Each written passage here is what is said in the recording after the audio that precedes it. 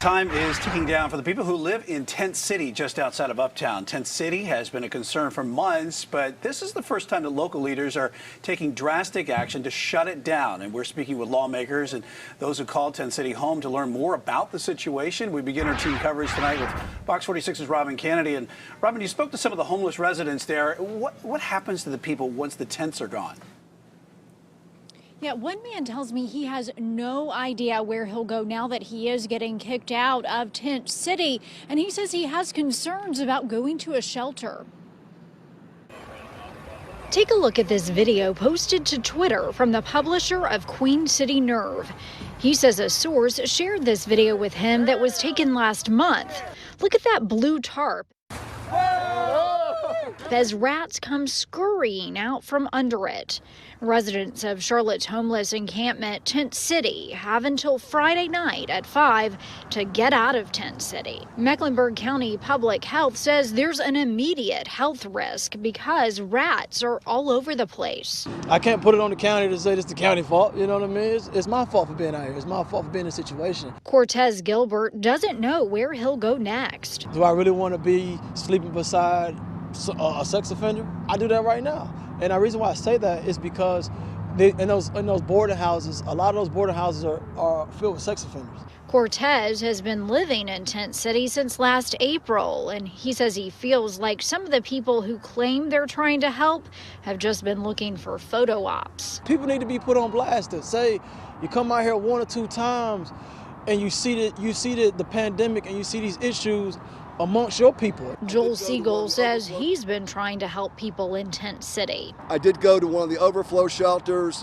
It's a petri dish for COVID-19. You don't put people from a tent to a shelter during a COVID-19 pandemic. The city and the county have got to get together with those of us who are experts in the field, who understand this population, who understand housing, and come up with an emergency plan, whether it's putting people in hotels, putting people at the convention center, putting people in stadiums. Now, Mecklenburg County just released some new numbers to us. They tell us that about 150 people are currently living in Tent City, and that there are more than 3,000 total people homeless in Mecklenburg County. And they also tell us there has been more than a 50% increase, or about a 50% increase in homelessness in the last 6 months in Mecklenburg County. I'm live at the Government Center. Robin Kennedy, Fox 46. And we are certainly thinking about all those homeless people tonight and into the next few days as the weather does get colder. Robin, thank you.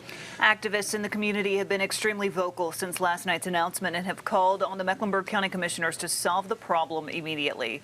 Fox 46 chief political correspondent Emma Withrow is live to tell us how they plan on solving this dire situation. Emma.